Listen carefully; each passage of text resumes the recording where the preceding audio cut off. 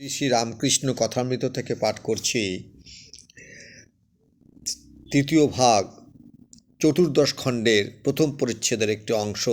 শ্রীরামকৃষ্ণের সাধনায় প্রলোভন, ব্রহ্মজ্ঞান, অবেদ বুদ্ধি, শ্রীরামকৃষ্ণ মুসলমান ধর্ম।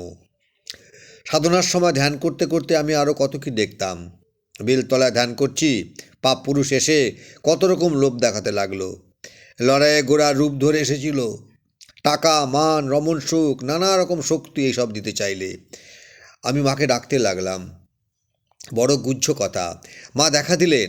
তখন আমি বললাম, মা, ওকে কেটে ফেলো।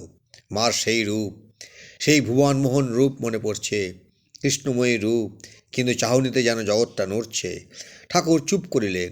আবার বলিতেছেন, আরও কত কি বলতে দেয় না, মুখ যেন কে আটকে দেয়। সজনে তুলসী এক বোধ হতো। বেদ বুদ্ধি দূর করে দিলেন।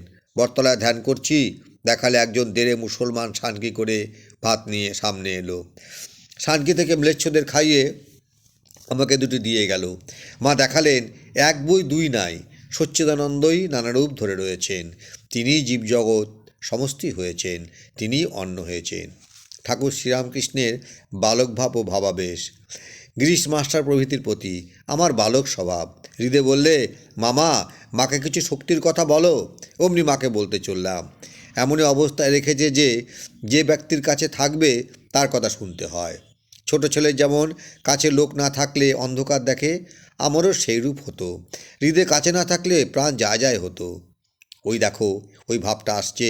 কথা কইতে কইতে উদ্দীপন হয়। এই কথা বলিতে বলিতে ঠাকুর ভাবাবিষ্ট হইতেছেন। দেশ কাল বোধ চলিয়া যাইতেছে। অতি কষ্টে ভাব সম্বরণ করিয়া চেষ্টা করিতেছেন। ভাবে বলিতেছেন, এখন তোমাদের দেখছি, কিন্তু বোধ হচ্ছে যেন চিরকাল তোমরা বসে আছো। কখন কোথায় কখন এসেছো, কোথায় এসেছো, সব কিছুই মনে নাই। ঠাকুর কিয়ৎক্ষণ স্থির হইয়া রইলেন। কিঞ্চিৎ প্রকৃতিস্থ হইয়া বলিতেছেন, জল খাবো।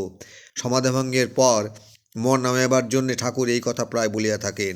গিরিশ নতুন আসিতেছেন, জানেন না, তাই জল আনিতে উদ্ধত হইলেন। ঠাকুর বারণ করিতেছেন আর বলিতেছেন, না বাপু, এখন খেতে পারবো না। ঠাকুর ও ভক্তগণ ক্ষণকাল চুপ করিয়া বসে আছেন। এইবার ঠাকুর কথা কইতেছেন। শ্রীরামকৃষ্ণ মাস্টারের প্রতি, হ্যাঁ গা, আমার কি অপরাধ হলো এসব গুহ্য কথা বলা? মাস্টার কি বলিবেন, চুপ করিয়া আছেন। তখন ঠাকুর আবার বলেছেন, না, অপরাধ কেন হবে? আমি লোকের বিশ্বাসের জন্য বলেছি। কিয়ৎপরে যেন কত অনুনয় করে বলিতেছেন, ওদের সঙ্গে দেখা করিয়ে দেবে। আগে এখনই খবর পাঠাবো।